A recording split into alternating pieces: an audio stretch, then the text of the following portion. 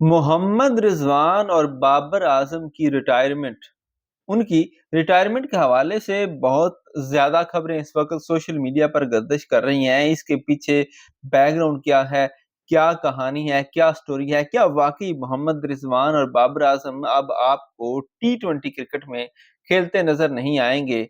या फिर ये सिर्फ़ क्या मगोइयाँ हैं? इस हवाले से आपको थोड़ा-सा डिटेल से बताने की कोशिश करेंगे। दोस्तों, पाकिस्तान जब न्यूज़ीलैंड के टूर पर गया था, तो इनकी पीछे वाली नाकामियों को देखते हुए ये फैसला कर लिया गया था कि अब बाबर आजम और मोहम्मद रिजवान को नई तरह की क्रिकेट खेलने वाले जो बच्चे हैं, जो नौजवान हैं, वो रिप्लेस करेंगे।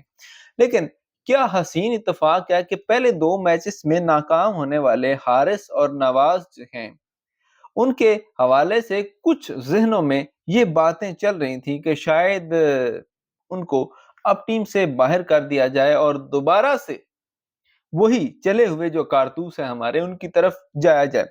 लेकिन अब जो है वो सोर्सेस ये क्लेम कर रहे हैं कि जब न्यूजीलैंड टूर पे इन बच्चों को, इन नौजवानों को भेजा गया था, तो हेड कोच और इंतजामिया ने उनको वाज़ेह कर दिया था कि भई अगर आप हर मैच में 0 भी बनाते हैं, अगर आप नाकाम भी होते हैं और आप खेलते मुल्क के लिए हैं, आप टुक-टुक नहीं करते, तो आपको मौका दिया जाएगा और आप ही खेलेंगे और आप वो लोग हैं जो कि हमारे उस प्लान में शामिल हैं जिसमें हमारे वो खिलाड़ी आते हैं जो कि 2026 का टी20 वर्ल्ड कप खेलेंगे। और यहाँ पे ये आपको बताना ज़रूरी है कि अगर ये लोग इंतहाई बुरी तरह नाकाम हो जाते तो एक अलग सूरत-हाल थी, लेकिन अगर ये कुछ भी क्लिक करते हैं तो ये फैसला पहले से हो चुका है कि अब बाबर आजम और रिजवान जैसे जो प्लेयर हैं उनको लिमिटेड कर दिया जाएगा ओडीआई और टेस्ट में।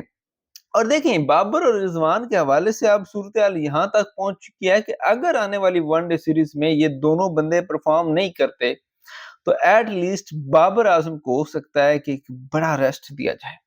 लेकिन फिलहाल मोहम्मद हारिस और हसन नवाज की जो आज की इनिंग्स है, जिस तरह उन्होंने तबाही फेरी है, और जो सलमान अली आगा की इनिंग्स है ना, पिछले मैच की देख लें, इस मैच की देख लें और वो मैच जो 350 पाकिस्तान ने चेस किया था, इन तीनों इनिंग्स को आप देखेंगे ना तो एक पॉजिटिविटी नजर आती है। और सलमान अली आगा में एक वो चीज नजर आती है कि वो हर गेयर में खेल सकता है। ठीक है, तो यहाँ पे ये चीज जो है ना, ये हमें इस चीज का जो है वो इशारा दे रही है कि शायद अब बाबर आजम और मोहम्मद रिजवान की रिटायरमेंट का ऐलान बाकी है, बाकी तमाम लाज़िमात जो हैं वो पूरे हो चुके हैं। आप क्या राय रखते हैं? क्या मोहम्मद रिजवान और बाबर आजम को दोबारा टी20 क्रिकेट में खिलाना चाहिए, या क्या वो खेलना डिजर्व करते हैं, या फिर नए लड़कों के साथ जाना चाहिए और मॉडर्न क्रिकेट खेलनी चाहिए? अपनी राय का इज़हार कमेंट सेक्शन में लाज़मी कीजिएगा। वीडियो को लाइक और शेयर कीजिएगा, चैनल को सब्सक्राइब कीजिएगा। खुदा हाफिज़।